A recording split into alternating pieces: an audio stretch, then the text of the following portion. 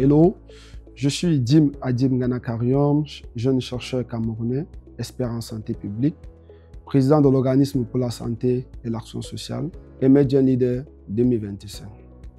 C'est déjà pour moi une très grande joie parce que pour la petite histoire, je n'avais pas été sélectionné parmi les 20 et c'est à la dernière minute que j'ai été repêché.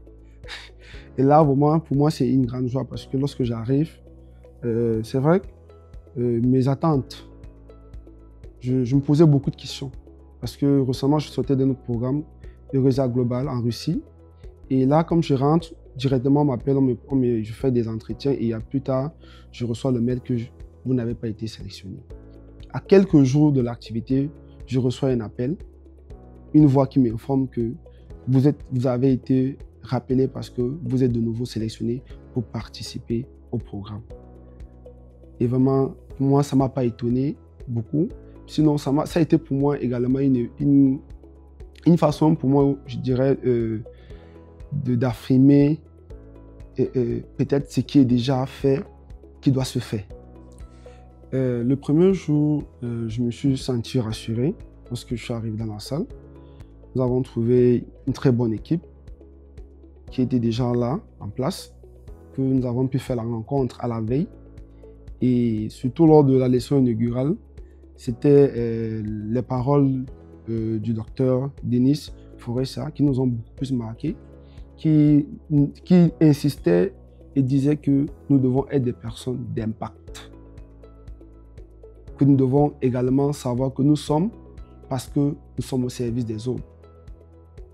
Je ne dirais pas que la plus grande leçon, je dirais que j'ai retenu que le leader doit être un leader transformationnel et que pour être bien dans une équipe, il faut être une personne qui est au service des autres et qui est humble et qui écoute pour comprendre.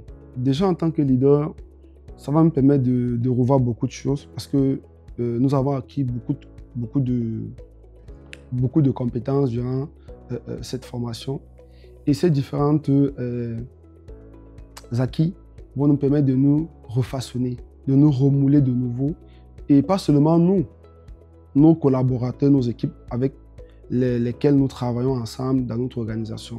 Ça va nous permettre de revoir, après une restitution de cette formation au sein de notre organisation, nous allons devoir redynamiser de nouveau, redéfinir les rôles, les tâches des différents membres de l'équipe pour permettre de redéfinir une nouvelle vision et des perspectives pour pouvoir aller à l'horizon 2035, comme nous estimons être une organisation de santé